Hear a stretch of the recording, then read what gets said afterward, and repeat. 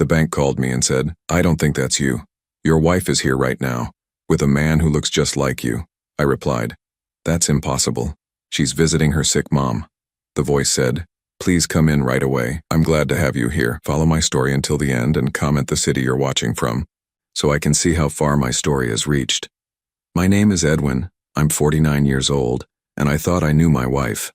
I thought I knew everything about the woman I'd shared a bed with for 5 years, the woman who brought me coffee every morning and kissed my cheek before I left for work. I was wrong about everything. It was a Tuesday afternoon in December when my phone rang at work. The caller ID showed First National Bank, and I almost didn't answer. I was buried in quarterly reports, and the last thing I needed was another sales pitch for a credit card I didn't want. But something made me pick up. "Mr. Edwin Hartwell?" The voice was female, professional, but there was something underneath it that made my stomach tighten. "Yes, this is Edwin." "Sir, I'm calling from First National Bank. I need to ask you something, and please don't think I'm crazy. But are you currently at our downtown branch?" I blinked, setting down my pen. "No, I'm at my office." "Why would you ask that?" There was a pause, and I could hear papers shuffling in the background. "Sir, I don't think that's you here at the bank. Your wife is here right now with a man who looks exactly like you, and they're trying to access your joint savings account." The words hit me like a punch to the chest. I felt the air leave my lungs as I gripped the phone tighter. "That's impossible. My wife Jolene is visiting her sick mother across town. She left this morning." "Sir," the voice continued, and now I could hear the concern clearly, "I think you need to come in right away. There's something very wrong here." I hung up the phone and stared at it for several seconds, my mind spinning. Jolene visiting her mother, that's what she'd told me. She'd been making these trips twice a week for the past 2 years, ever since her mother's health started declining. The medical bills had been mounting, and we'd been covering them together. It was one of the things I loved about Jolene, how devoted she was to her family. But now a bank employee was telling me she was downtown with someone who looked like me. I grabbed my jacket and keys, my hands shaking slightly as I locked my office door. The drive to the bank felt like it took forever, even though it was only 12 minutes. My mind raced through possibilities, trying to make sense of what the woman had told me. Maybe it was a case of mistaken identity. Maybe Jolene had finished at her mother's early and needed to handle some banking business. Maybe the man with her was a bank employee helping her, and the woman on the phone was confused. But deep down, something cold was spreading through my chest, a feeling I couldn't name but recognized as dread. First National Bank sat on the corner of Main and Fifth, a brick building that had been there since the 1970s. I'd been banking there for 8 years, and most of the employees knew me by name. The parking lot was half full, and I found a spot near the front entrance, my heart pounding as I walked through the glass doors. The lobby smelled like that particular mixture of air conditioning and carpet cleaner that all banks seem to have. A few customers waited in line for the tellers, and everything looked normal. Too normal, considering the phone call that had sent me racing across town. I approached the customer service desk, where a woman in her 50s with graying hair and kind eyes looked up at me with obvious relief. "Mr. Hartwell, thank goodness you're here." She stood up quickly, glancing around the lobby. "I'm Margaret. We spoke on the phone." "Where are they?" I asked, my voice coming out rougher than I intended. Margaret gestured toward a small conference room visible through glass walls near the back of the bank. "They left about 10 minutes ago, but Mr. Hartwell, you need to see what happened here." She led me to her desk and pulled out a folder thick with papers. "This isn't the first time we've seen strange activity on your accounts. Over the past 18 months, there have been multiple attempts to access your savings using documentation that seemed legitimate but felt off." My stomach dropped. "What kind of attempts? Withdrawals, transfer requests, inquiries about your account balances, always when you were supposedly out of town for work?" Margaret opened the folder and showed me a stack of transaction records. The man today had identification that looked perfect, but something about him just felt wrong.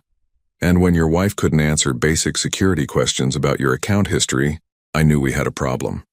I stared at the papers, my vision blurring slightly. "What kind of security questions?" "The date you opened your first account with us, your mother's maiden name, the amount of your initial deposit. Basic things any spouse should know, especially since your wife is listed on the account." The cold feeling in my chest was spreading, reaching my fingertips. Jolene didn't know any of those things because she'd never asked. In 5 years of marriage, she'd never shown interest in our financial history or details. I'd thought it was because she trusted me to handle everything, but now that trust felt different, naive. Margaret lowered her voice and leaned closer. Mr. Hartwell, I've been working in banking for 27 years. I've seen identity theft, fraud, all kinds of financial crimes, but this feels personal. This feels like someone very close to you has detailed information about your life and is using it against you. I sat down heavily in the chair across from her desk. How much did they try to access? $45,000 from your joint savings account. The full balance. The number hit me like another punch. $45,000, money we'd saved together over 5 years. Money I'd earned through overtime and weekend shifts. Money that was supposed to be for our future. Maybe a down payment on a bigger house or a vacation we'd been talking about. Did they get it? I asked, though I wasn't sure I wanted to know the answer. No. I stopped the transaction when something felt off, but Mr. Hartwell, they had all the right paperwork. Identification, authorization forms, even what looked like a power of attorney document giving your wife permission to make large withdrawals. I rubbed my forehead, feeling the beginning of a headache. I never signed any power of attorney. Margaret nodded grimly. That's what I was afraid of. She pulled out another sheet of paper. This one a photocopy of a driver's license. This is the ID the man presented.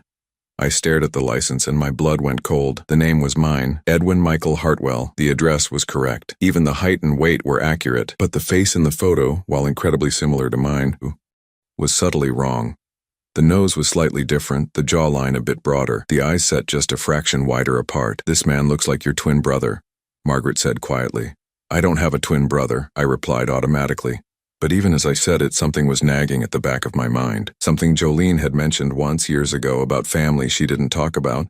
Family that was complicated, she'd said, and left it at that. Margaret handed me one more paper. There's something else you need to see. This morning, before they arrived, we received a call from someone claiming to be you, asking about procedures for large withdrawals. The caller knew details about your account that only you should know. I looked at the call log she showed me. The timestamp was 9:47 this morning.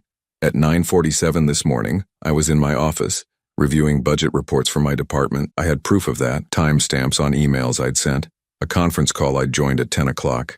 Someone's been watching you, Mr. Hartwell, Margaret said softly. Someone's been learning your routines, your schedule, your personal information, and they've been planning this for a long time. I stood up slowly, my legs feeling unsteady. The bank lobby around me looked different now, like I was seeing it through fog. Everything I'd thought I knew about my life, about my marriage, about my wife was shifting beneath my feet. What do I do now? I asked. Margaret's expression was sympathetic but firm. You go home and you look for things that don't belong. You check your mail, your documents, your personal papers, and Mr. Hartwell, you think very carefully about who has access to your life. I thanked her and walked back to my car, my mind reeling. The drive home took forever and no time at all. I kept thinking about Jolene's twice-weekly visits to her sick mother, how devoted she was, how she never let me come along because her mother was too weak for visitors, how she always seemed to know exactly when I'd be working late or traveling for business. As I pulled into our driveway, I noticed Jolene's car wasn't there yet. She was probably still at her mother's, or maybe she was somewhere else entirely. Maybe she'd never been at her mother's at all. I unlocked the front door and stepped into the house we'd shared for 5 years. Everything looked the same, the beige sofa we'd picked out together, the coffee table with her magazines, the family photos on the mantel. But now it all felt like a stage set, like props in a play I didn't know I was performing in. I walked into our bedroom and opened Jolene's closet, though I wasn't sure what I was looking for. Her clothes hung neatly, her shoes lined up on the bottom shelf. Everything normal, everything as it should be. Then I opened my own closet and my breath caught in my throat. Hanging in the back, behind my winter coats, was a gray sweater I'd never seen before, and next to it, a pair of jeans that weren't mine but would fit me perfectly. The clothes looked exactly like something I would wear. The same brands I preferred, the same style, but I'd never bought them. Someone else had been wearing my clothes. Someone who needed to look like me. I sank onto the edge of the bed. Margaret's words echoing in my head. Someone's been watching you. Someone's been learning your routines. As I sat there in the bedroom I'd shared with my wife for 5 years, surrounded by furniture we'd chosen together and memories we'd built together, I realized I had no idea who Jolene really was. And I was terrified to find out. I waited for Jolene to come home, sitting at our kitchen table with a cup of coffee that had long gone cold. The gray sweater and jeans I'd found in my closet lay spread out on the chair across from me. Physical evidence that my life wasn't what I thought it was. Every few minutes I checked my phone, watching the minutes tick by, wondering where my wife really was and who she was with. She walked through the front door at 6:37, exactly when she always did after her mother visits. I heard her keys hit the small dish by the entrance, heard her heels click across the hardwood floor, heard her call out in that same cheerful voice I'd fallen in love with 5 years ago. "Edwin, honey, I'm home. How was your day?" "In the kitchen," I called back, my voice steadier than I felt. Jolene appeared in the doorway, and for a moment I just looked at her. Really looked at her. She was 34 years old, with shoulder-length blonde hair that she kept perfectly styled, green eyes that always seemed to sparkle with warmth, and a smile that had made me feel like the luckiest man in the world. She was wearing a navy blue dress I'd complimented her on just last week, and she looked exactly like the woman I'd married. But something was different. Now that I was looking for it, I could see a tightness around her eyes, a carefully controlled quality to her movements that I'd never noticed before. "How's your mother?" I asked, gesturing for her to sit down. Jolene's smile flickered for just a fraction of a second before returning full force. "Oh, you know how it is. Some days are better than others. The physical therapy is helping, but she gets so tired." She moved toward the refrigerator, not sitting down. "Dr. Martinez thinks we might need to increase her medication again." I nodded, watching her face carefully. "That's expensive." "Well, it's family," she said, her back to me as she reached for a bottle of water. "We do what we have to do. What's her doctor's full name again? I might want to call and ask about payment plans." Jolene froze for just a moment, her hand still on the refrigerator handle. "Oh, honey, you don't need to worry about that. I handle all the medical stuff. You know how confusing all those insurance forms can be." She turned around with a bright smile, but I caught something in her expression that made my stomach clench. It was the look of someone who'd been caught off guard and was buying time to think. "Actually, I called the insurance company today," I said, keeping my voice casual. "They said there's a problem with Mom's coverage." "What kind of problem?" Jolene's voice was still light, but she was gripping the water bottle tighter than necessary. "They said her policy was canceled 8 months ago for non-payment." The silence that followed stretched between us like a taut wire. Jolene blinked once, twice, and I watched her face carefully. A skilled liar would have had a ready response, an explanation about insurance mix-ups or billing errors, but Jolene looked genuinely shocked, like she'd been slapped. "That can't be right," she said finally. "I've been paying those premiums every month." "With what money?" I asked quietly. "Because I looked at our bank statements, Jolene. $3,000 every month for medical expenses, but if there's no insurance coverage, where's that money been going?" The water bottle slipped from her hands and clattered to the floor. Neither of us moved to pick it up. Jolene stared at me, and for the first time since I'd known her, I saw fear in her green eyes. "Edwin, I can explain," she said, but her voice was different now, smaller, less sure. "Can you? Because I had an interesting conversation at the bank today." Her face went pale. "The bank?" "Someone tried to withdraw $45,000 from our savings account today. A man who looked exactly like me, accompanied by my wife. But here's the thing, Jolene. I was at work all day and you told me you were with your mother." She sat down heavily in the chair across from me, right on top of the gray sweater I'd found. She didn't seem to notice, or maybe she did and was trying to hide it. Her hands were shaking now and she clasped them together on the table. "This is all a misunderstanding," she said, but the words came out rushed, desperate. "There must be some kind of identity theft. Someone's been using our information." I reached across the table and gently moved her hands aside, revealing the gray sweater beneath them. "Is this yours?" I asked. Jolene's breath caught in her throat. She stared at the sweater like it was a snake that might bite her. I've never seen that before. It was in my closet, Jolene, in the back, behind my winter coats, along with a pair of jeans that aren't mine but would fit me perfectly. Someone's been keeping clothes in our house that are meant to make them look like me." The fight went out of her all at once. Her shoulders sagged, and she put her face in her hands. For a moment, I thought she was going to cry, and despite everything, I felt a surge of sympathy. This was still my wife, the woman I'd loved for 5 years, and seeing her break down hurt more than I'd expected. But when she looked up at me, there were no tears, just a kind of calculating resignation, like she was deciding how much truth to tell me. "Edwin, you have to understand, I never meant for it to go this far." "How far? How far was it supposed to go?" She took a shaky breath. "My brother needed help." "Your brother?" I stared at her. "Jolene, you told me you were an only child.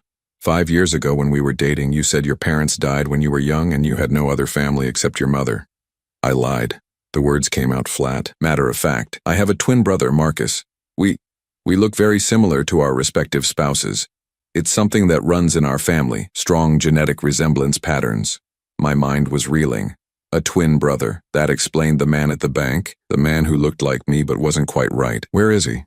He's been staying with my mother for the past 2 years. He lost his job, got into some financial trouble. He needed help getting back on his feet. And the medical expenses? The $3,000 a month? Jolene's voice got even smaller. That was for him, to help him pay his debts, get a fresh start. I knew you wouldn't understand. You're so careful with money, so I told you it was for Mom's medical bills. I felt like I was falling down a dark hole with no bottom. Your mother isn't sick. She is sick, just not the way I told you. She's sick with worry about Marcus, about what he might do if we don't help him. What he might do? Jolene, what are you talking about? She was quiet for a long moment, staring at her hands. When she spoke again, her voice was barely above a whisper. Marcus has done this before, with other people. He studies them, learns their habits, their routines. He becomes them temporarily, just long enough to access their money. The coffee cup in my hands felt ice cold. Are you telling me your brother is a professional con artist? He's family, Edwin. He's my twin brother. You don't understand what that bond is like, how connected we are. When he hurts, I hurt. When he's in trouble, I have to help him. I set the cup down carefully, afraid I might throw it if I held it any longer. How long have you been helping him rob me, Jolene? It's not robbery, she said quickly. It's borrowing. He always planned to pay it back once he got established somewhere new. $45,000 plus $3,000 a month for 2 years? That's $117,000. Jolene, how exactly was your unemployed brother planning to pay that back? She didn't answer, and in her silence, I heard the truth she couldn't say out loud. He'd never planned to pay it back. This had always been a long-term theft, and I had been the mark. How does he look so much like me? I asked. Though I wasn't sure I wanted to know the answer, Jolene glanced up at me, then away. He's very good at what he does. He studies photos, practices mannerisms, even had some minor cosmetic work done to adjust a few facial features. And he had help. What kind of help? I gave him information about you, your habits, your schedule, your personal details, things a wife would naturally know about her husband. The betrayal cut deeper than any physical pain I'd ever experienced. I had trusted this woman with every detail of my life, my hopes, my fears, my daily routines, and she had cataloged it all and passed it on to a criminal who used it to steal from me. The bank employee said there had been other attempts over the past 18 months. How many times has he done this? Small amounts at first. 500 here, 1,000 there. Always when you were working late or traveling for business. I made sure he knew your schedule. I stood up abruptly, the chair scraping against the kitchen floor. How could you do this to me, Jolene? How could you sit across from me every morning, kiss me goodbye every day, lie in bed next to me every night, knowing what you were doing? For the first time, she looked genuinely remorseful. I love you, Edwin. I really do. This thing with Marcus, it's complicated. It's family obligation. It's not about my feelings for you. Your family obligation was to steal my life savings? No, it was supposed to stop after he got enough to relocate. But he kept needing more. And Mom kept saying he was almost ready to go legitimate. And I kept thinking just one more time, just a little bit more, and then it would be over. I walked to the kitchen window and stared out at our backyard, the small garden we'd planted together last spring, the patio furniture we'd picked out for summer barbecues. Everything looked normal, but nothing was real anymore. Where is he now? I asked without turning around. I don't know. After the bank thing didn't work today, he was supposed to call me, but he hasn't. And your mother? Is she even involved, or is she just another victim? Jolene's voice was barely audible. She raised us to look out for each other. She's always protected Marcus, made excuses for him. She knew what we were doing. I turned back to face her. We? Jolene, you keep saying we like you're equally guilty. You are equally guilty. You chose this. You chose to betray your husband to help your criminal brother steal from the man who loved you. She started crying then, quiet tears that streaked down her cheeks. I know how it sounds. But you don't understand what it's like to have someone you love be so desperate, so lost. I thought I could help him and protect you at the same time. Protect me? You've been robbing me for 2 years. I kept him from taking everything at once. I made sure he only took amounts you wouldn't notice right away. I was trying to buy time to figure out another way. The absurdity of it hit me like a slap. She thought she'd been protecting me by managing the pace of the theft. She thought she was being considerate by stealing smaller amounts over a longer period instead of taking everything at once.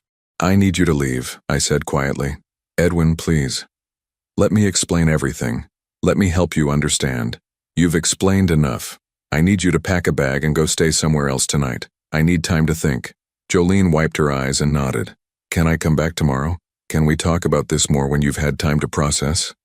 I looked at her, this woman I'd loved and trusted and planned to spend my life with, and realized I didn't know who she was at all. The person sitting in my kitchen was a stranger who looked like my wife, but had been lying to me for years. I don't know, I said honestly. I don't know anything anymore.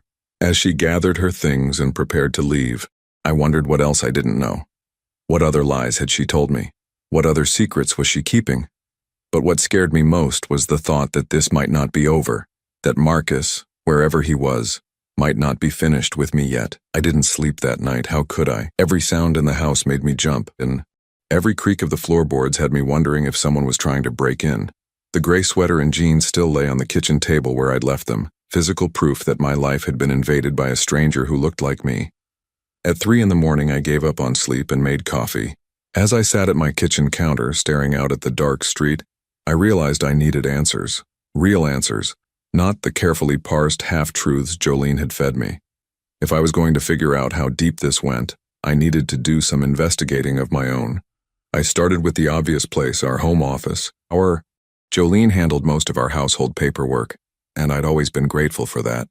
She was organized, detail-oriented, and I trusted her to manage everything from insurance policies to tax documents. Now that trust felt like the biggest mistake of my life. The file cabinet was locked, which should have been my first clue. In 5 years of marriage, I'd never once seen Jolene lock that cabinet. When I asked about it once, she'd laughed and said she was protecting our important documents from burglars, as if anyone would break in just to steal our mortgage papers. It took me 20 minutes to find the key, hidden in the back of her jewelry box behind a pair of earrings I'd given her for our 3rd anniversary. My hands were shaking as I unlocked the cabinet, though I couldn't tell if it was from caffeine or nerves. The first folder I pulled out was labeled Medical Expenses, in Jolene's neat handwriting. Inside were dozens of invoices, all apparently from Dr. Martinez's office, all billing for her mother's ongoing treatment. The amounts were staggering. $3,200 for physical therapy, $2,800 for specialist consultations, $4,100 for emergency treatments. But as I looked closer, something didn't add up. The letterhead was wrong. Slightly off-center, the font not quite matching the clinic's website that I pulled up on my phone, and the invoice numbers followed a pattern that seemed too neat, too sequential. These weren't real medical bills. They were forgeries. The second folder was worse, much worse. It was labeled Property Management and contained documents I'd never seen before. A deed transfer form for our house dated just 6 months ago, showing that the property had been transferred from both our names to just Jolene's name. Below that, a mortgage refinancing agreement that I'd apparently signed, taking out a home equity loan for $190,000 against the house. I stared at the signature on the refinancing paperwork. It looked like mine, but I'd never signed this document. I'd never even seen it before this moment. My house, the house I'd lived in for 8 years, the house I'd bought 2 years before I even met Jolene, was no longer legally mine. The third folder made my blood run cold. It contained copies of identification documents for someone named Marcus Reeves. Driver's license, social security card, passport, even a birth certificate. But the photo on the driver's license showed the face I'd seen at the bank. The man who looked like me but wasn't quite right. Attached to the ID documents was a handwritten note in Jolene's writing. Practice schedule. Edwin leaves for work 7:45 a.m. Monday, Friday. Gym Tuesdays, Thursdays, 6:30 p.m. Business trips first week of every month. Favorite restaurants, Romano's, Friday nights. Coffee shop on 5th Street, Saturday mornings. Signature practice on back. I flipped the paper over and my stomach dropped. Someone had been practicing my signature over and over, getting progressively better at mimicking my handwriting. At the bottom of the page, in perfect imitation of my signature, were the words, Edwin Michael Hartwell, repeated dozens of times. But there was more, a timeline written in Jolene's hand, showing dates and activities going back 2 full years. Month 1 to 3, information gathering phase, establish trust and daily routines. Month 4 to 8, documentation collection, copy important papers, establish banking patterns. Month 9 to 12, small withdrawals begin, test security measures and response times. Month 13 to 18, increase withdrawal amounts, establish medical emergency narrative. Month 19-24, property transfer and equity extraction, prepare for final phase. Month 25 plus, complete asset transfer and relocation. I was looking at a 2-year plan to steal my entire life, written in my wife's handwriting. At the bottom of the timeline, in different handwriting that was darker and more aggressive, someone had added, "If Edwin becomes suspicious before completion, implement contingency plan. Make it look like an accident." My hands started shaking so badly I nearly dropped the papers. Contingency plan. Make it look like an accident. They weren't just planning to rob me. If I got too close to the truth, they were planning to kill me. I grabbed my phone and called the number Margaret at the bank had given me, even though it was 4 in the morning. It went straight to voicemail, so I left a message asking her to call me as soon as possible. Then I called the police. 911, what's your emergency? I need to report identity theft and fraud, I said, trying to keep my voice steady, and possibly a conspiracy to commit murder. The officer who came to my house was named Detective Sarah Chen, a woman in her 40s with sharp eyes and a no-nonsense manner. She sat at my kitchen table looking through the documents I'd found while I told her everything that had happened. "Mr. Hartwell," she said when I finished, "you're lucky you found these when you did. Based on this timeline, you were very close to the final phase of their operation. What would the final phase have involved? Complete disappearance of your assets, and quite possibly your disappearance as well. That note about making it look like an accident, we take those threats very seriously." Detective Chen photographed every document, then carefully placed them in evidence bags. "We'll need to coordinate with the FBI on this. Interstate fraud, identity theft, conspiracy. This is much bigger than a local case. What about Jolene and her brother? We'll put out a bolo, be on the lookout alert, for both of them. Do you have any idea where they might have gone?" I thought about it. In 5 years with Jolene, she'd never mentioned friends or family beyond her mother and the brother she'd claimed didn't exist. She'd always said she was a private person, that she preferred small social circles. Now I realized it was because she'd been lying about her entire background. "Her mother," I said suddenly. "She's been visiting her mother twice a week for 2 years. If that woman even exists, she might know where they went." Detective Chen nodded. "We'll need that address." I gave her the address Jolene had given me for her mother's apartment. Though I realized now I had no idea if it was real. Everything Jolene had told me was suspect. "Mr. Hartwell, I want you to understand something," Detective Chen said as she gathered her paperwork. "The people who did this to you are sophisticated criminals. This wasn't a crime of opportunity or desperation. This was a carefully planned, long-term operation designed to steal your entire life savings and possibly your life itself. How long do you think they've been doing this? Based on the level of organization and the quality of the forged documents, this isn't their first time. There are probably other victims out there who don't even know they've been robbed yet." After Detective Chen left, I sat alone in my house, or what used to be my house, trying to process everything I'd learned. The woman I'd loved for 5 years was a professional criminal. The life we'd built together was an elaborate con game. Even the house I was sitting in had been stolen from me through forged documents and identity theft. But what scared me most was realizing how close I'd come to losing everything, including my life. If I hadn't gotten that call from the bank, if Margaret hadn't been suspicious, if I hadn't found those documents when I did, I might have disappeared entirely. Another accident victim in a scheme that had probably claimed other lives. My phone rang just after 7 in the morning, Margaret from the bank. "Mr. Hartwell, I got your message. Are you all right? I'm alive." "Which is apparently better than I should have expected," I said, and told her about what I'd found. "Dear God," she said, when I finished. "Mr. Hartwell, there's something else you need to know. I did some more research after you left yesterday, and I found evidence of similar attempts at other banks in the area. Different names, different faces, but the same pattern. Couples where one spouse gradually gains access to all the other's financial information, then a man appears who looks remarkably like the victim." "How many other cases?" "At least 3 that I can find just in our area. And Mr. Hartwell, in 2 of those cases, the original account holder died in accidents shortly after large sums of money were withdrawn from their accounts. The room started spinning around me. 2 people were dead, 2 people who had probably trusted their spouses the same way I'd trusted Jolene, who had probably never suspected they were being set up for murder until it was too late.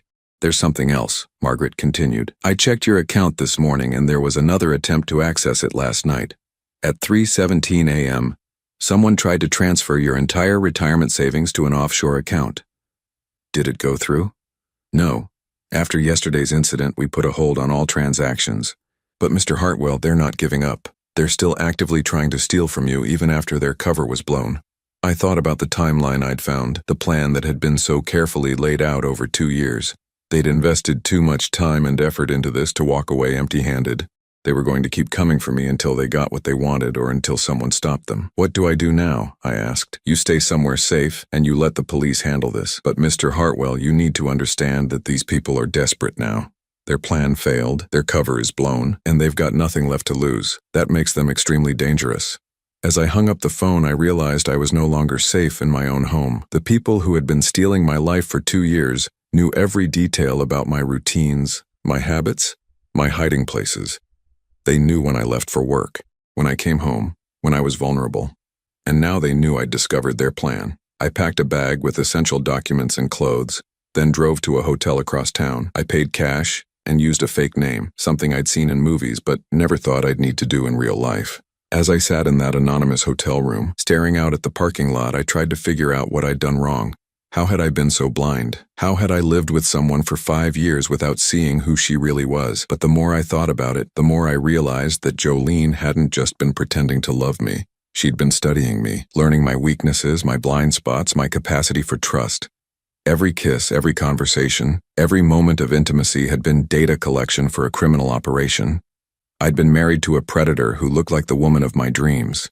And somewhere out there, she and her brother were planning their next move. I stayed in that hotel for 3 days, jumping at every sound in the hallway, checking the locks on my door every few hours.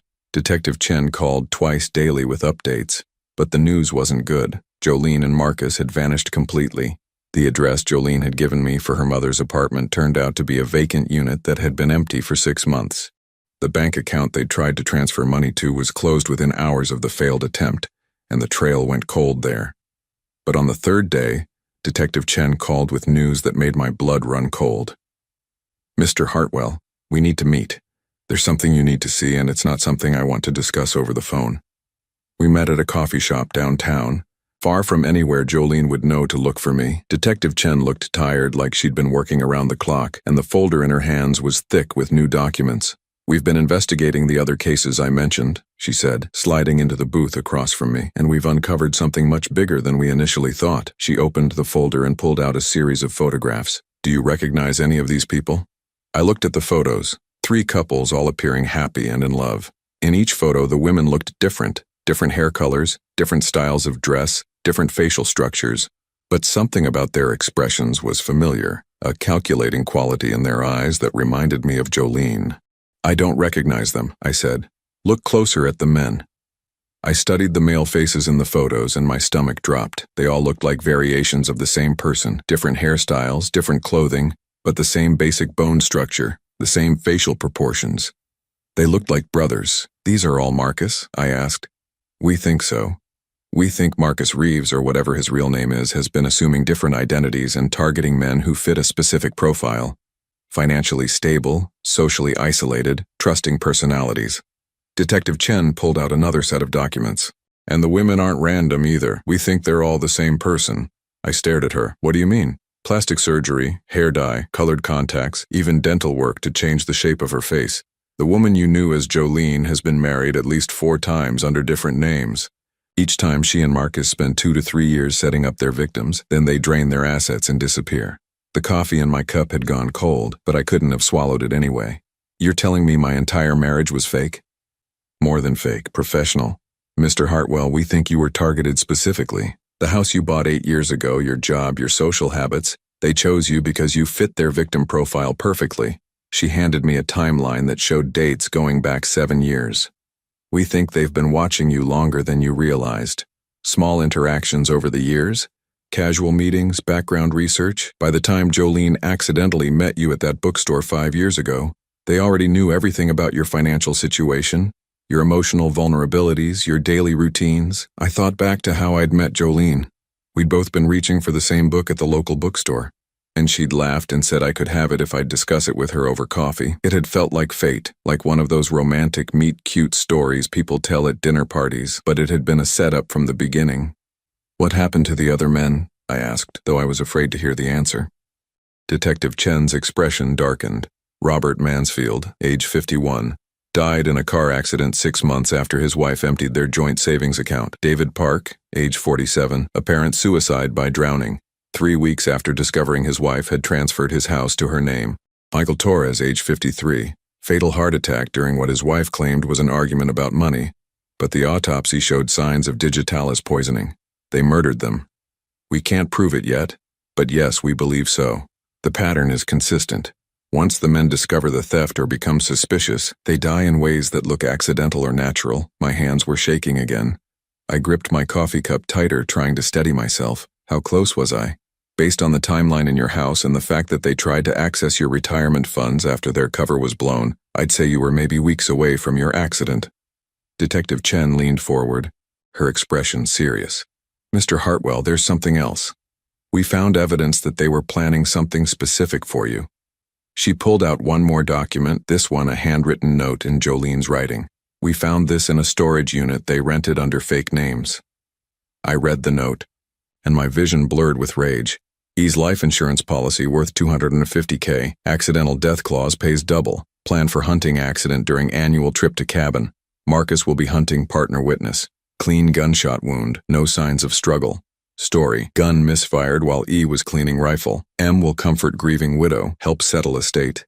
I set the paper down carefully, afraid I might tear it apart if I held it any longer. They were going to kill me on my hunting trip next month, apparently, and Marcus was going to be there as your new friend. Someone Jolene had introduced you to who shared your interest in hunting. He would have been the only witness to your tragic accident. The calculating coldness of it took my breath away. They'd planned to murder me in a way that would look completely natural, with Marcus right there to control the narrative and comfort my grieving widow. Jolene would have collected my life insurance, inherited what was left of my assets, and then disappeared to start the process all over again, with a new identity and a new victim. How many people have they killed? I asked. We don't know yet. We're working with federal authorities to trace their movements over the past decade. But Mr. Hartwell, we think you might be the first victim who discovered the truth in time to stop them. Detective Chen closed the folder and looked at me seriously. Which brings us to our next problem. They know you're alive, they know their plan failed, and they know you have evidence that could put them away for life. They're not going to just disappear and start over somewhere else. They're going to want to silence you permanently. So what do I do? We want to use you as bait. I stared at her. You want me to what? They're going to come for you eventually. They have to. You're the only person alive who can connect them to their crimes. Instead of waiting for them to choose the time and place, we want to control the situation, set a trap, and catch them in the act. The idea terrified me, but I could see the logic in it. What kind of trap? We'll set up surveillance and put you back in your normal routine, but with undercover protection. When they make their move, we'll be ready. And if something goes wrong, if they get to me before you can stop them? Detective Chen's expression was grim but determined. That's a risk. But Mr. Hartwell, these people have killed at least 3 men, possibly more. If we don't stop them now, they'll keep doing this. They'll find new victims, new identities, and the cycle will continue. I thought about the other men, the ones who had died because they'd trusted the wrong person, Robert Mansfield, David Park, Michael Torres. They'd probably loved their wives the same way I'd loved Jolene. They'd probably never suspected they were being set up for murder until it was too late. If I do this, I said slowly, what are the chances you'll catch them? Good, they're desperate now, which means they'll make mistakes, and we'll be ready for them. I sat in that coffee shop for another hour, weighing my options. I could disappear, change my name, start over somewhere else, but that would mean spending the rest of my life looking over my shoulder, wondering if they'd found me, and it would mean other innocent men would die because I was too scared to help stop them. Or I could trust Detective Chen and the federal agents she was working with, put my life on the line to end this, once and for all. What would I have to do, I asked finally. Go back to your house. Resume your normal routine as much as possible. Go to work, go to the gym, follow the patterns Jolene documented, but you'll have protection, undercover agents posing as neighbors, surveillance equipment, panic buttons. The moment they show up, we'll be ready. And if they don't take the bait, they will. They have to. You know too much and they can't risk you staying alive. That evening, I checked out of the hotel and drove back to my house for the first time in 3 days. It looked exactly the same from the outside, but walking through the front door felt like entering a stranger's home. Everything reminded me of Jolene, the couch we'd picked out together, the kitchen table where we'd eaten breakfast every morning, the bedroom where she'd lied next to me night after night while planning my murder. Detective Chen introduced me to the agents who would be watching over me. Agent Martinez would be posing as a new neighbor across the street. Agent Thompson would be monitoring from a van disguised as a cable repair truck, and Agent Walsh would be my shadow, staying close enough to intervene if things went wrong, but far enough away to avoid detection. They'll probably watch you for a few days before making their move, Detective Chen explained. They'll want to make sure you're not under police protection, that you're following your normal routine. The key is to act natural. Act natural. As if anything about this situation could be natural. That first night back in my house, I barely slept. Every sound outside had me reaching for the panic button Detective Chen had given me. But morning came without incident, and I forced myself to go through my usual routine. Shower, coffee, check the news, leave for work at 7:45. At work, I tried to focus on my job, but my mind kept wandering. Were they watching me? Were they planning their next move? How long would I have to live this way, knowing that every day might be my last? But as the days passed, I found myself feeling something I hadn't expected, anger. Not just fear, but a burning rage at what they'd done to me, at what they'd done to the other men who hadn't been lucky enough to escape. They'd stolen 5 years of my life. They'd made me fall in love with a lie. They'd planned to murder me and collect money from my death. I wanted them caught. I wanted them to pay for what they'd done. And I was willing to risk everything to make that happen. For 5 days, nothing happened. I went to work, came home, went to the gym, followed the routine Jolene had so carefully documented in her notes. Every morning, I expected to see a familiar face watching me from across the street. Every evening, I wondered if tonight would be the night they made their move. The waiting was torture. Agent Martinez had moved into the house across from mine, posing as a divorced accountant who worked from home. Agent Thompson's cable repair van became a permanent fixture on my street, complete with orange cones and a work permit that would hold up to casual inspection. And Agent Walsh shadowed me everywhere, always staying just out of sight but close enough to intervene if needed. On the 6th day, things started to change. I was leaving for work when I noticed a new car parked 3 houses down from mine, a gray sedan with tinted windows, the kind of vehicle that was designed to be forgettable. As I drove past it on my way to the office, I couldn't see the driver clearly, but something about the silhouette seemed familiar. When I got to work, I called Detective Chen. "There's a gray sedan on my street," I told her. "License plate Echo Delta 7492. I heard her typing on her computer. "We're running it now. Stay calm, Mr. Hartwell. If it's them, we're ready." But I wasn't calm. After 6 days of nothing, the sudden appearance of watchers felt like the beginning of the end. They were here, and soon this nightmare would be over one way or another. The gray sedan was gone when I came home from work, but I knew they'd been watching, learning my patterns all over again, making sure I wasn't under protection, planning their approach. That night, Detective Chen called with confirmation.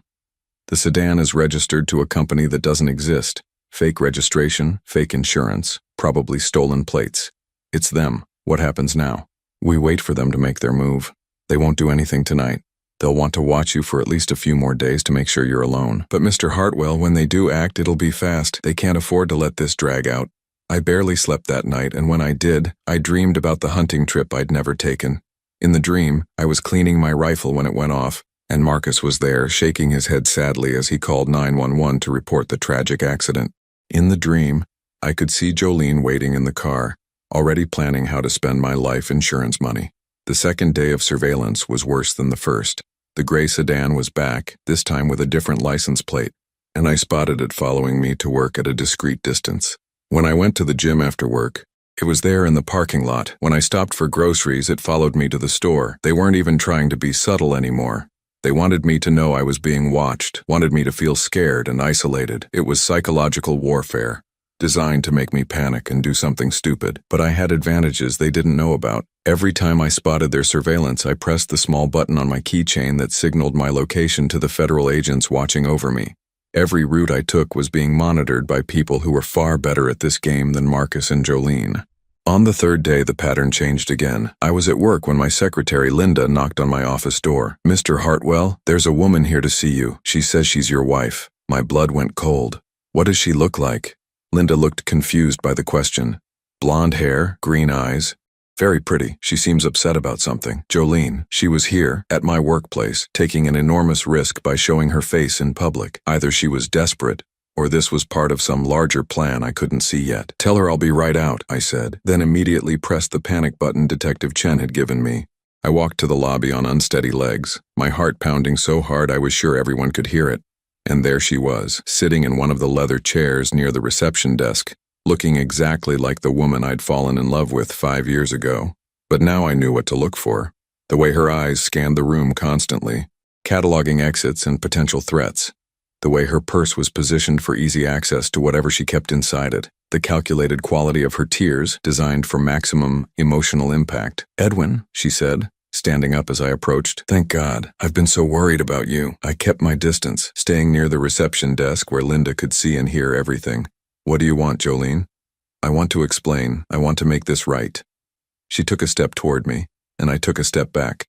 "Can we talk privately, please?" "No. Anything you have to say, you can say here." Her expression flickered, and for just a moment I saw frustration beneath the mask of concern.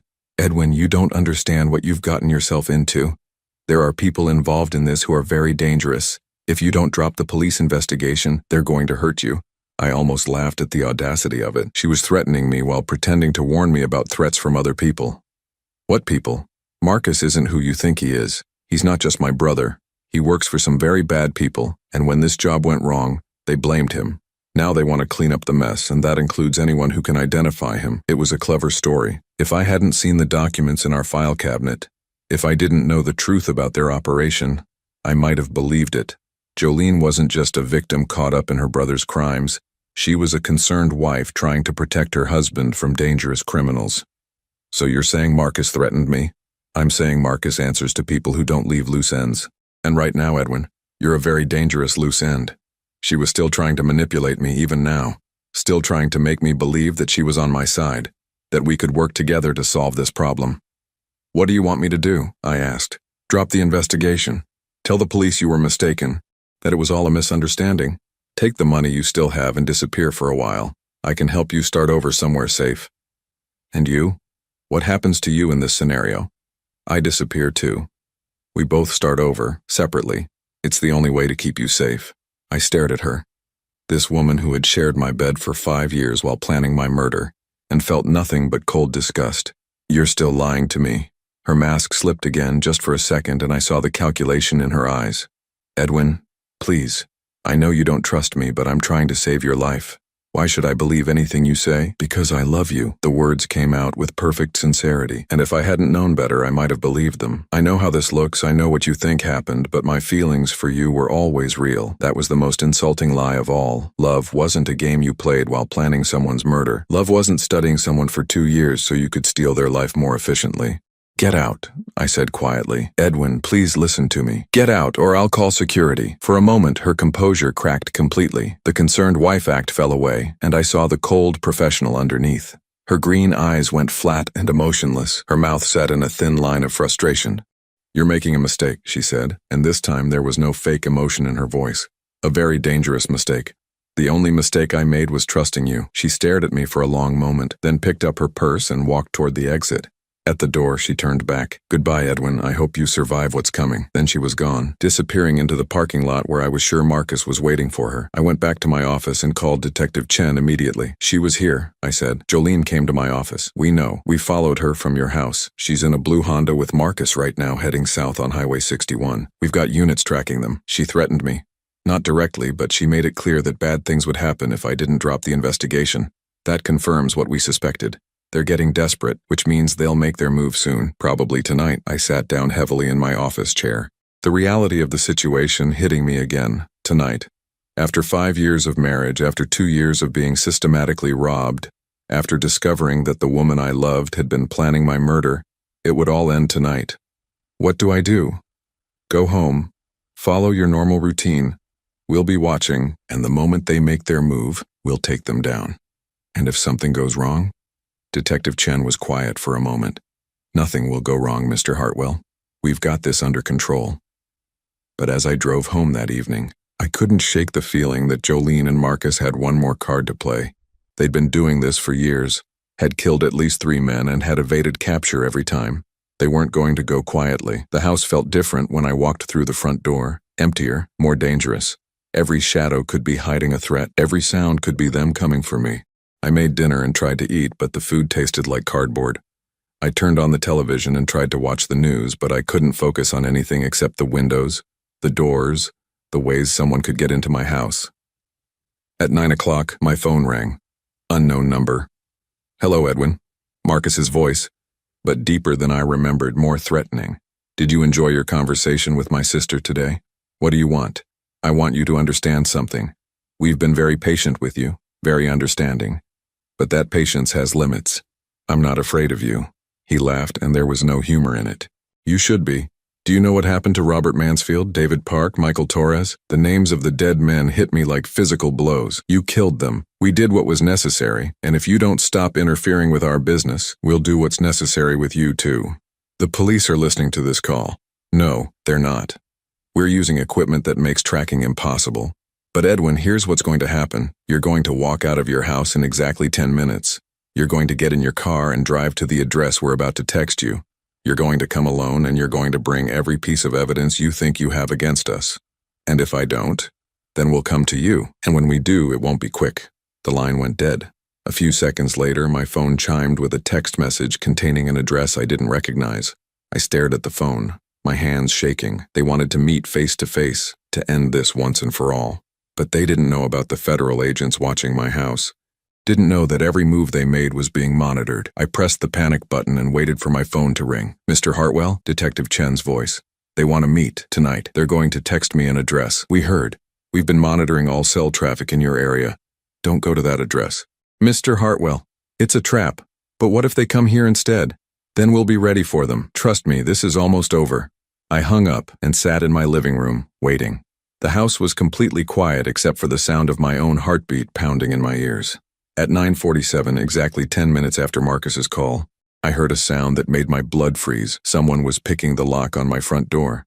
The soft scratching sound at my front door was almost inaudible, but in the silence of my house, it might as well have been a fire alarm. I pressed the panic button 3 times in rapid succession, the signal Detective Chen had told me to use if they were actually inside my house. I crept toward the kitchen, staying low and avoiding the windows. The agents watching my house would be moving into position, but I had no way of knowing how long it would take them to get here, or if they'd arrive before Marcus and Jolene finished picking the lock. The scratching stopped. For a moment, there was complete silence. Then I heard the soft click of the front door opening. I grabbed a kitchen knife from the counter, my hands shaking so badly I nearly dropped it.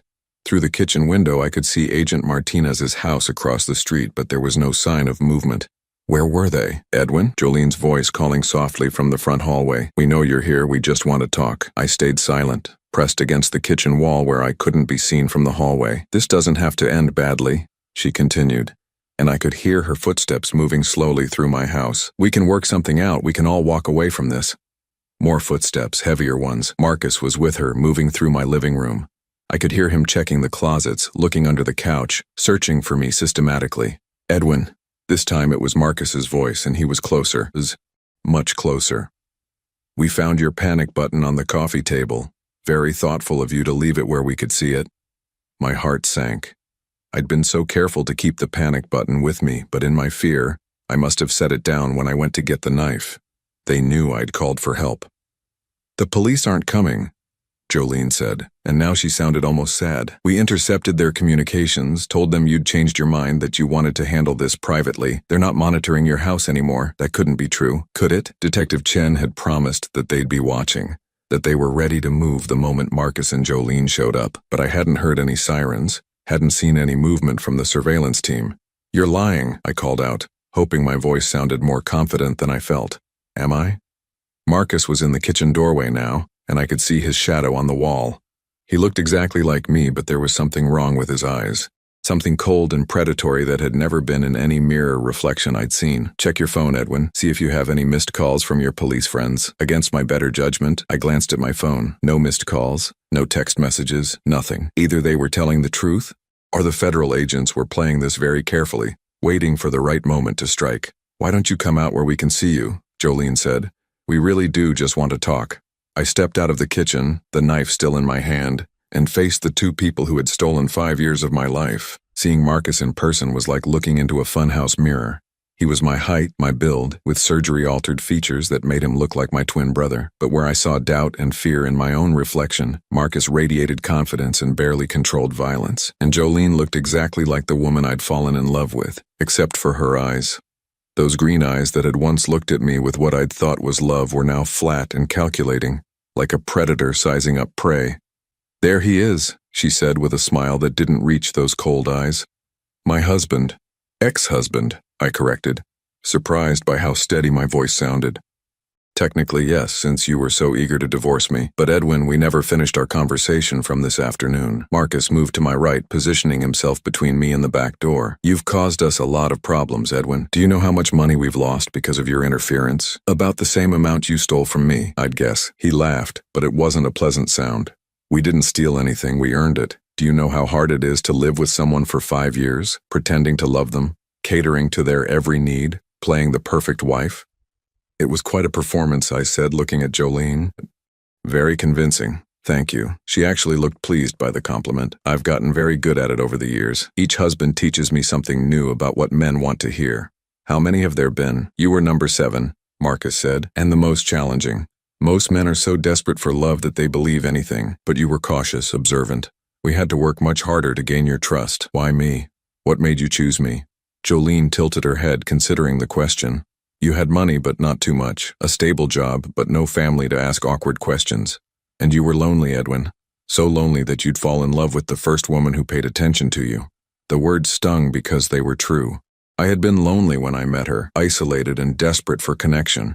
And she'd given me exactly what I needed, exactly what she'd studied and planned to give me. Plus, you had that beautiful life insurance policy, Marcus added.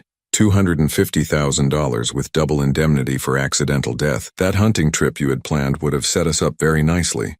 But then you had to go and ruin everything, Jolene said, and for the first time, I heard real anger in her voice. You couldn't just accept the story about my sick mother. You had to start investigating, asking questions, making phone calls. Sorry to inconvenience your murder plans. Murder is such an ugly word, Marcus said. We prefer to think of it as accelerated inheritance. He was moving closer now, and I gripped the kitchen knife tighter, but I knew that a knife wasn't going to save me against 2 trained killers who had done this at least 6 times before. Here's what's going to happen, Jolene said, her voice taking on the tone she'd used when we were married, and she wanted me to do something I didn't want to do. You're going to come with us, and we're going to stage a very convincing suicide. Depression over the divorce, financial stress, the shame of being deceived by your wife. It's a very believable story. And if I refuse? Marcus pulled a gun from his jacket, a small silver revolver that looked almost delicate in his hands. Then we'll stage it anyway, but it'll be messier, more painful for you. I looked at the gun, then at the 2 people who had planned to kill me, and felt something unexpected, relief. Not because I wanted to die, but because the waiting was finally over. The games, the lies, the manipulation, it was all ending tonight, one way or another. You know what's funny, I said, surprising myself by actually meaning it. I actually loved you. For 5 years, I genuinely believed that you loved me back. Jolene's expression softened slightly. I know you did, and Edwin, in my own way, I did care about you. You were kind to me, generous, trusting. If I were a different person, if I had a different life, I might have actually fallen in love with you. But you're not a different person. No, I'm exactly who I need to be. Marcus raised the gun, pointing it at my chest. Enough talking. We need to finish this and get out of here. That's when the lights went out. The house plunged into complete darkness, and for a moment nobody moved. Then chaos erupted. I heard Jolene gasp, heard Marcus curse and swing the gun toward where he thought I was standing. I dropped to the floor and rolled toward the living room, hoping to put some furniture between me and the gun. Federal agents, drop your weapons. The voice came from outside, amplified by a bullhorn, and suddenly my house was flooded with light from powerful spotlights pointed through every window. Edwin Hartwell, if you can hear this, stay down. More voices, from multiple directions. The front door exploded inward, and black-clad figures poured through the opening. I heard Marcus fire the gun twice, the sound deafening in the confined space, then a sharp crack that sounded like a taser. Clear left. Clear right. 2 suspects down. I stayed on the floor until someone touched my shoulder gently. Mr. Hartwell, are you injured? I looked up to see Agent Walsh, the man who had been shadowing me for the past week. His face was calm and professional, but I could see relief in his eyes. I'm okay, I said, though I wasn't sure that was true. The lights came back on, revealing Marcus on the floor near the kitchen, his hands zip-tied behind his back, blood trickling from his nose where someone had hit him. The gun lay on the floor several feet away, safely out of reach. Jolene was sitting against the far wall, also restrained, staring at the chaos in my living room with an expression of pure disbelief. How, she said, looking directly at me. How did you know? Agent Walsh helped me to my feet. The panic button worked exactly as designed, Mrs. Reeves. We were in position the entire time. But you intercepted their communications, she protested. You told them he'd changed his mind. No, Detective Chen said, appearing in my doorway with a satisfied expression. We let you think you'd intercepted our communications. We wanted you to believe you were in control, that you'd successfully isolated Mr. Hartwell. I stared at her. You knew they were coming. We've been tracking their movements since they left your office this afternoon. The phone call, the unlocked door, everything was part of a carefully orchestrated plan to get them inside your house where we could arrest them safely. Marcus was struggling against his restraints, his face twisted with rage. This isn't over. There are others. People you don't know about, people who will come for you. Actually, Detective Chen said, pulling out a thick folder. We've been quite busy while you've been focused on Mr. Hartwell. We've arrested 6 members of your organization in 4 different states. Your operation is finished. The look of shock on Jolene's face was almost worth 5 years of lies. As they led her toward the door, she stopped and looked back at me one last time. I meant what I said, Edwin. If things had been different, if I had been different, I might have actually loved you. But you're not different, I said, echoing her words from earlier. You're exactly who you chose to be. She nodded once, then looked away. After they were gone, after the statements were taken and the evidence collected, I sat alone in my living room, surrounded by the debris of the night's events. Agent Walsh had offered to arrange for me to stay in a hotel, but I'd declined. This was my house, and I wasn't going to let them drive me away from it anymore. Detective Chen appeared in my doorway one last time before leaving. Are you sure you're all right, Mr. Hartwell? I thought about it. My marriage had been a lie. My house had been stolen and would need to be legally recovered. My savings account had been emptied and my trust in other people had been shattered. But I was alive. And for the first time in 2 years, I knew exactly who I was and what my life was worth. I'm fine, I said. And for the first time since this nightmare began, I actually meant it. 6 months later, I received a letter from the federal prison where Jolene was serving her sentence, 25 years to life with no possibility of parole. Marcus had gotten life without parole after they'd connected him to 2 additional murders in other states. I stared at the letter for a long time before throwing it away, unopened. I'd heard everything I needed to hear from her. I sold the house 6 months after that, once the legal complications had been sorted out. Too many bad memories, too many lies embedded in every room.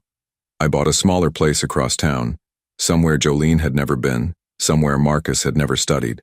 I'm 50 now, and I've learned things about trust and love and betrayal that I never wanted to know. But I've also learned that surviving something like this changes you in ways that aren't all bad. I'm more careful now, but also more grateful, more suspicious, but also more appreciative of genuine kindness when I encounter it. And sometimes, late at night, I think about those other men who weren't as lucky as I was. Robert Mansfield, David Park, Michael Torres, and the others whose names I'll never know. Men who trusted the wrong person and paid for it with their lives. I survived because of luck, because of a bank employee who noticed something wrong, because of federal agents who knew how to set a trap. But mostly, I survived because when the moment came to choose between fear and action, I chose to fight back. That choice saved my life, and it's a choice I'll never regret making.